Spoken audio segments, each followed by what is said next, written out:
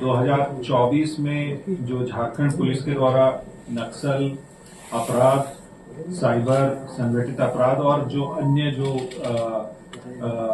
महत्वपूर्ण पुलिसिंग के जो आयाम है उस पर जो झारखंड पुलिस के द्वारा कार्रवाई की गई है, उन बिंदुओं पर, उन उपलब्धियों पर आपको जानकारी देने के लिए और साथ ही साथ कई सारी वेलफेयर एक्टिविटीज डीजीपी महोदय के दिशा निर्देश पर और उनके नेतृत्व में की गई है।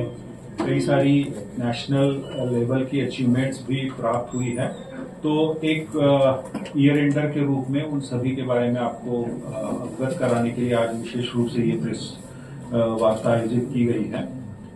मेरे साथ प्रेस वार्ता में आईजीसीआईडी श्री असीम मिंज साहब आज यहाँ पर उपस्थित है और उसके अलावा श्री नौशाद आलम जी जो डीआईजी कार्मिक और डीआईजी बजट है, वो इस प्रेस वार्ता में विशेष रूप से उपस्थित है। तो सबसे पहले हम लोग नक्सल फ्रंट पर मैं आपको अवगत कराना चाहूंगा कि वर्ष 2024 में झारखंड पुलिस और झारखंड में जो केंद्रीय अर्धसैनिक बल है उनके द्वारा नक्सल फ्रंट पे क्या क्या कार्रवाई की गई है।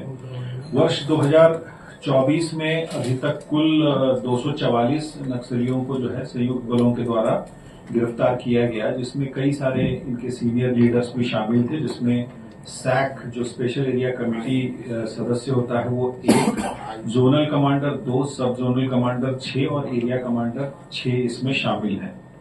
इसमें मुख्य रूप से अगर हम नाम उल्लेख करना चाहेंगे तो जया दी उर्फ चिंता, ये की सैक मेंबर थी और जो सेंट्रल कमेटी मेंबर विवेक है इसकी वाइफ थी। इसको धनबाद जिला से अरेस्ट किया गया था।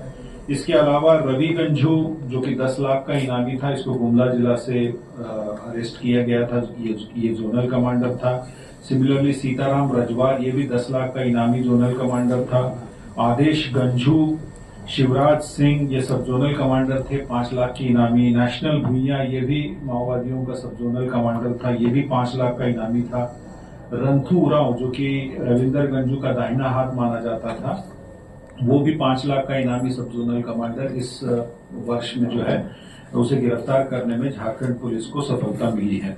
इसी तरीके से और भी जो डिटेल्स है वो हमने प्रेस विज्ञप्ति में आपको साझा किया है आपके साथ में। इसके अलावा इस वर्ष में कुल 24 नक्सलियों के द्वारा झारखंड पुलिस और जो केंद्रीय अर्धसैनिक बल है उनके समक्ष आत्मसमर्पण किया, जिसमें कि 4 जोनल कमांडर रैंक के इनके लीडर शामिल थे, 1 सब जोनल कमांडर और 3 एरिया कमांडर भी इसमें शामिल थे। इसमें अगर उल्लेख करना चाहेंगे तो रामदयाल महतो बच्चन दा जो कि 10 लाख का इनामी था और जिसे कस्टोडियन ऑफ पारसनाथ कहा जाता था, यानी पारसनाथ जो नक्सलियों की जो एक बहुत बड़ा गढ़ माना जाता है, एक तरीके से उस क्षेत्र को का पूरा रख रखाव का जिम्मा जो है रामदयाल महतो और बच्चनदा के पास था और करीब 30 वर्षों से ये उस एरिया में संगठन के साथ जुड़ा हुआ था। उसने पुलिस के समक्ष आत्मसमर्पण किया। इसके अलावा नीरज सिंह खेरवार, ये भी 10 लाख का इनामी जोनल कमांडर था। लोकेश उर्फ सलमान, ये भी 10 लाख का इनामी नक्सली कमांडर था और मनोहर परहिया, ये भी 10 लाख का था इनामी जोनल कमांडर।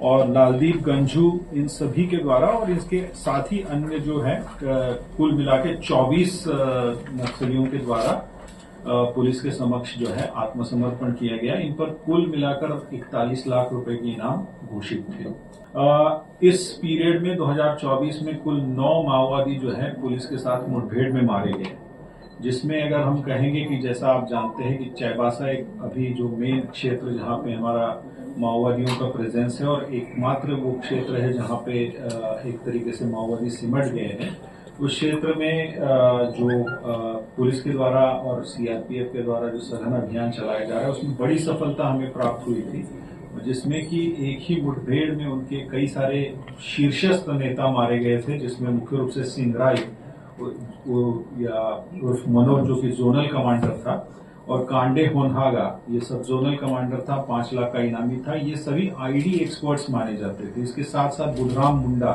ये भी मारा गया था। 2 और उल्लेखनीय मैं जिसमें मेंशन करना चाहूंगा इन 9 में से, एक हरेंद्र गंझू जो टीपीसी का सब जोनल कमांडर था, और ईश्वरी गंजू इस वर्ष पुलिस के साथ मुठभेड़ में जो है मारे गए हैं। इसमें मैं विशेष रूप से इसलिए उल्लेख करना चाहूंगा क्योंकि फरवरी माह में पुलिस के साथ मुठभेड़ टीपीसी के दस्ते की हुई थी, जिसमें कि हमारे 2 पुलिस कर्मी जो है, हमारे 2 जवान शहीद हुए थे और एक हमारा जवान उसमें जख्मी हुआ था, और उस कांड को इन्हीं 2 उग्रवादियों के द्वारा अंजाम दिया गया था। तो इन्हें जो है 9 अक्टूबर 2022 को पुलिस के साथ एक मुठभेड़ हुई, बहुत सटीक आसूचना थी, और उस ऑपरेशन में जो है हरेंद्र गंजू और ईश्वरी गंजू, जो कि हमारे 2 जवानों की शहादत के लिए जिम्मेदार थे, वो उस मुठभेड़ में मारे गए। ये एक तरीके से झारखंड पुलिस ने अपने जो वीर शहीद थे उनके लिए ये एक तरीके से हमारी श्रद्धांजलि थी। इसके अलावा इस पीरियड में 2024 में कुल 123 हथियार उग्रवादियों के पास से बरामद किए गए, जिसमें 35 ऐसे हथियार हैं जो कि पूर्व में पुलिस के हथियार जो उग्रवादियों ने लूटे थे पुलिस से पूर्व की घटनाओं में, वो वैसे 35 हथियार बरामद किए गए। उसके अलावा 7 रेगुलर हथियार और करीब 81 अलग अलग तरीके के देसी हथियार रिकवर किए। 5000 से अधिक जो है गोलियां बरामद की गई हैं, एम्यूनिशन बरामद किया गया है, 250 किलो के करीब एक्सप्लोजिव मटेरियल रिकवर हुआ, 13 लाख से ज्यादा लेवी की राशि, और उसके अलावा करीब 240 आईडीज को इस पीरियड में बरामद किया गया और उनको डिस्ट्रॉय किया गया है। जैसा कि आप लोग जानते हैं कि आईडीज आज की समय में पुलिस के लिए, जवानों के लिए सबसे बड़ा खतरा है, तो ये बड़ी अचीवमेंट हम कहेंगे। 240 से ऊपर आईडीज बरामद हुई और उनको डिस्ट्रक्शन किया गया है। जहां तक ये फर्स्ट पार्ट था जो कि मुख्य रूप से नक्सल फ्रंट पे जो कार्रवाई हुई है उसके बारे में है। दूसरा है मेन साइबर अपराध, और जैसा कि झारखंड के लिए एक बहुत बड़ा चैलेंज है साइबर अपराध से रिलेटेड समस्या, और उसमें जो झारखंड पुलिस और विशेषकर सीआईडी और जो हमारे साइबर पीएस है उनके द्वारा जो कार्रवाई की गई है उसके बारे में मैं झारखंड पुलिस की पूरी टीम आने वाले नए साल में झारखंड को अपराध और उग्रवाद से मुक्ति दिलाने के लिए दृढ़ संकल्पित है। झारखंड पुलिस समस्त झारखंड को अपराध मुक्त बनाने हेतु सतर्क और संवेदनशील है तथा आने वाले वर्ष में जो हमारे आम नागरिक है उनकी समस्याओं का निराकरण करने के लिए और बेहतर समाज निर्माण करने के लिए लगातार हम लोग प्रयासरत है। झारखंड पुलिस परिवार की ओर से, पुलिस महानिदेशक महोदय की ओर से हम लोग आप सभी को और समस्त झारखंड वासियों को नववर्ष की बहुत शुभकामनाएं देते हैं। बीच बीच में हम लोगों ने मीटिंग करके किया है, जिसमें से 1232 लाभान्वितों को कुल 3,89,00,000 रुपए दिया गया है कल्याण कोष से, जबकि शिक्षा कोष से 8242 लाभान्वितों को कुल 10,03,00,000 रुपया मिल चुका है। अभी भी एक बोर्ड गठित करके 627 लाभान्वितों को कुल 4,37,00,000 रुपया भुगतान भी किया जा चुका है। डोंट वरी सर, घर आपको टाइम पर मिलेगा और ऐसा मिलेगा कि आपकी उंगलियां भी बरतेंगी। ये देखिए सर, A1 क्वालिटी का सीमेंट लगा रहा हूं मैं।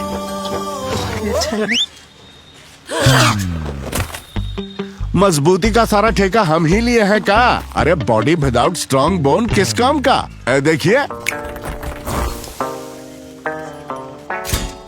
मजबूत घर चाहिए तो अच्छे सीमेंट के साथ अच्छा सरिया भी लगाइए, तभी तो ऐसा घर बनेगा जो पीढ़ियां बरते। तो कौन सा TMT लगाएं? अरे एक ही तो है, भारत का सबसे भरोसेमंद Saluja gold TMT bars. Extra strong, higher earthquake resistance, flexible, better bonding with cement और सालों का भरोसा। निर्माण में मजबूती चाहिए तो अच्छे सीमेंट के साथ लगाइए सिर्फ सलूजा गोल्ड TMT। अब सही पकड़े हो कॉन्ट्रैक्टर बाबू। सलूजा गोल्ड TMT बार, मजबूती सब कुछ है।